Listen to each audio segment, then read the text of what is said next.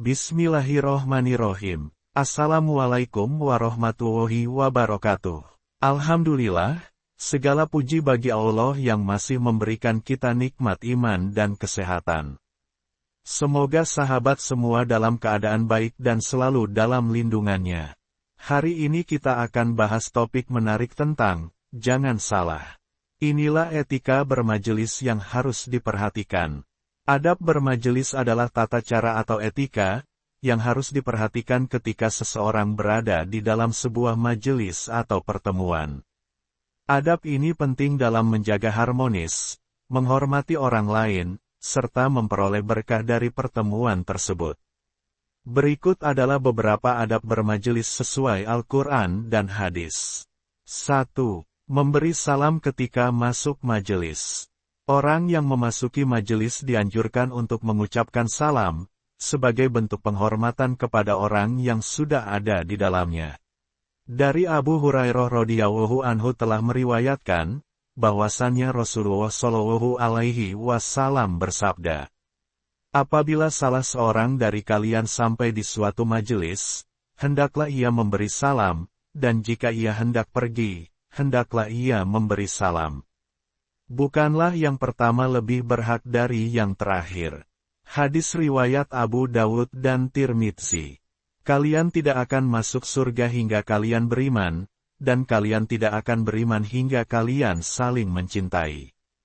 Maukah aku tunjukkan kepada kalian sesuatu yang jika kalian lakukan, kalian akan saling mencintai, sebarkanlah salam di antara kalian.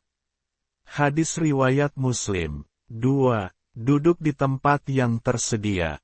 Tidak boleh memaksa untuk duduk di tempat tertentu yang sudah diisi oleh orang lain. Hendaklah mengambil tempat yang kosong. Allah berfirman, hai orang-orang yang beriman, apabila dikatakan kepadamu, berlapang-lapanglah dalam majelis, maka lapangkanlah, niscaya Allah akan memberi kelapangan untukmu. Quran Surat Al-Mujadilah ayat 11. Rasulullah Shallallahu Alaihi Wasallam bersabda, janganlah salah seorang dari kalian menyuruh seseorang berdiri dari tempat duduknya, lalu ia duduk di situ. Akan tetapi berlapang-lapanglah dan luaskanlah tempat. Hadis riwayat Bukhari dan Muslim. Tidak halal bagi seorang memisah di antara dua orang kecuali seizin keduanya. Hadis riwayat Ahmad. Maka masing-masing kami duduk di tempat tersedia di majelis. Hadis riwayat Abu Dawud dan disahihkan oleh Albani. 3. Tidak berbisik-bisik berdua. Berbicara secara berbisik dengan seseorang di tengah-tengah majelis dianggap tidak sopan, karena dapat menimbulkan prasangka buruk bagi yang lain.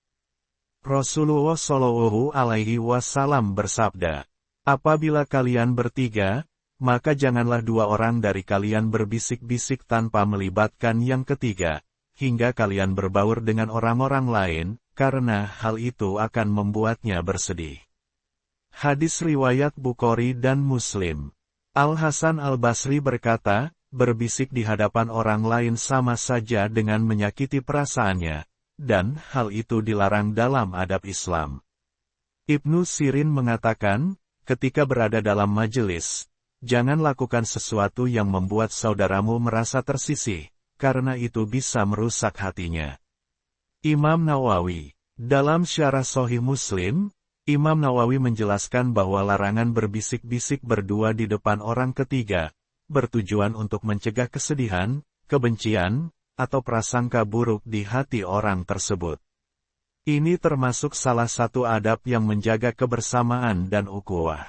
Ibnu Hajar Al-Asqalani dalam Fath Al-Bari menyebut bahwa, larangan ini adalah bagian dari upaya menjaga hubungan baik, antara orang-orang dalam suatu majelis, dan mencegah munculnya kecurigaan.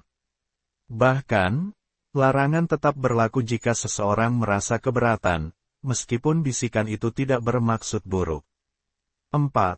Tidak memotong pembicaraan orang lain. Memotong pembicaraan orang lain adalah bentuk ketidaksopanan. Hendaknya seseorang menunggu giliran untuk berbicara. Rasulullah Shallallahu Alaihi Wasallam bersabda, jika seseorang berbicara, tidak boleh ada orang lain yang memotong ucapannya, sampai ia selesai berbicara. Hadis riwayat Abu Dawud. 5. Menjaga lisan dan tidak menghina orang lain.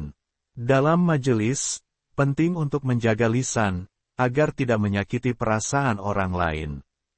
Rasulullah Shallallahu Alaihi Wasallam bersabda, "Barang siapa yang beriman kepada Allah dan hari akhir, maka hendaklah ia berkata yang baik atau diam." Hadis riwayat Bukhari dan Muslim. 6. Tidak berdiri dari majelis tanpa izin. Rasulullah Shallallahu Alaihi Wasallam bersabda, "Apabila salah seorang dari kalian berada di suatu majelis, kemudian ia ingin berdiri dari majelis tersebut, maka hendaklah ia memohon izin kepada saudaranya." Hadis riwayat Abu Dawud. Ulama menyebutkan bahwa meninggalkan majelis tanpa izin adalah bentuk tidak menghormati orang yang hadir, terutama jika itu adalah majelis ilmu atau pertemuan resmi. 7. Menghormati orang yang lebih tua dan guru. Rasulullah Shallallahu Alaihi Wasallam bersabda, "Bukan dari golongan kami, orang yang tidak menghormati yang lebih tua, dan tidak menyayangi yang lebih muda." Hadis riwayat Ahmad. Bukan termasuk golongan kami, orang yang tidak menyayangi yang lebih muda, dan tidak menghormati yang lebih tua. Hadis riwayat Abu Dawud, Tirmidzi. Ibnu Sirin selalu mendahulukan orang yang lebih tua ketika berbicara di majelis, dan tidak memulai pembicaraan tanpa izin mereka. 8. Mencatat ilmu dalam majelis ilmu. Rasulullah Shallallahu Alaihi Wasallam bersabda, "Ikatlah ilmu dengan menulisnya." Hadis riwayat Tobroni dalam Al-Mu'jam Al-Kabir. Sahabat Abdullah bin Amr bin Aish berkata, "Aku berkata kepada Rasulullah, 'Wahai Rasulullah, aku mendengar banyak perkataan darimu, tetapi aku khawatir akan lupa. Apakah aku boleh menulisnya?' Rasulullah menjawab, 'Tulis saja.'" Hadis riwayat Ahmad. Al-Hasan Al-Basri. Ilmu adalah nikmat yang harus dijaga. Jika engkau tidak menulisnya, ilmu itu akan hilang, sebagaimana hewan yang lepas tanpa diikat. Sufyan As-Sauri. Jika kamu tidak menulis ilmu, maka kamu tidak akan bisa memanfaatkannya. Imam Syafi'i berkata, "Ilmu itu ibarat binatang buruan, dan catatan adalah tali pengikatnya. Maka ikatlah buruanmu dengan catatan." Ibnu Qayyim dalam Miftah Dar As-Sa'adah menekankan, bahwa ilmu yang tidak dicatat akan mudah hilang. Beliau mengatakan, mencatat ilmu adalah bagian dari adab menuntut ilmu, dan sarana untuk mendokumentasikan ilmu, agar bisa dipelajari oleh generasi berikutnya. Imam Ahmad bin Hambal, selalu membawa buku dan pena, kemanapun ia pergi, bahkan ketika sudah berusia lanjut. Ketika ditanya tentang hal ini, beliau menjawab, seseorang membutuhkan ilmu hingga ajal menjemputnya. 9. Menutup majelis dengan doa kafaratul majelis. Di akhir majelis, dianjurkan untuk membaca doa agar Allah mengampuni kesalahan yang mungkin dilakukan selama pertemuan. Rasulullah Shallallahu Alaihi Wasallam bersabda, "Barang siapa yang duduk di suatu majelis, dan di dalamnya banyak perkataan yang tidak bermanfaat, lalu ia mengucapkan sebelum berdiri, Subhanaka Allahumma wa bihamdika, asyhadu alla ilaha illa anta, astaghfiruka wa atubu ilaik," maka Allah akan mengampuni dosa-dosanya yang terjadi di majelis itu. Hadis riwayat Abu Dawud, At-Tirmidzi, dan Ahmad. Mengakhiri dengan doa kafaratul majelis. Subhanakallahumma wa bihamdika, asyhadu alla ilaha illa anta, astaghfiruka wa atubu ilaik. Artinya, Maha suci Engkau ya Allah, dengan memujimu. Aku bersaksi bahwa tidak ada Tuhan selain Engkau. Aku memohon ampunan, dan bertaubat kepadamu. Hadis riwayat Abu Dawud. 10. Tidak mengangkat suara terlalu keras. Ketika berbicara dalam majelis, hendaknya seseorang menjaga suaranya agar tidak terlalu keras, dan mengganggu yang lain. Allah berfirman, Dan rendahkanlah suaramu, sesungguhnya seburuk-buruk suara ialah suara keledai. Quran Surat Luqman ayat 19. Tafsir. Menurut tafsir Ibnu Katsir, ayat ini mengajarkan agar seseorang tidak berbicara dengan keras atau kasar, karena hal itu merupakan akhlak yang buruk, dan menyerupai suara hewan yang menjengkelkan.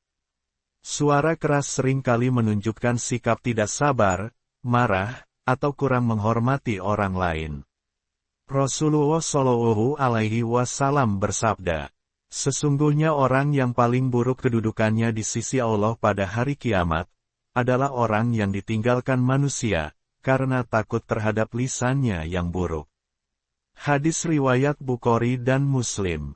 Salah satu sahabat, Abdullah bin Amr, berkata, Rasulullah tidak pernah berkata buruk, juga tidak pernah meninggikan suara di pasar-pasar. Hadis riwayat Bukhari dan Muslim. Ibnu Hajar al-Asqalani dalam Fath al-Bari menyebutkan, bahwa meninggikan suara di majelis adalah akhlak tercela, apalagi jika dilakukan tanpa alasan jelas, dan mengganggu orang lain. Al-Ghazali dalam kitab Ihya Ulumuddin menegaskan, bahwa suara yang lembut, dan rendah mencerminkan akhlak yang baik, dan membantu menciptakan suasana damai di majelis. Beliau menyebut bahwa mengangkat suara berlebihan menunjukkan kurangnya pengendalian diri, dan bisa membuat majelis kehilangan keberkahannya. Dengan menerapkan adab-adab majelis, seorang muslim tidak hanya menjaga akhlaknya, tetapi juga mendapatkan keberkahan, dan manfaat dari setiap pertemuan. Adab ini juga menjadi cerminan dari ketinggian budi pekerti, dan penghormatan terhadap ilmu antar sesama manusia. Wallahu a'lam. Wassalamualaikum warahmatullahi wabarakatuh.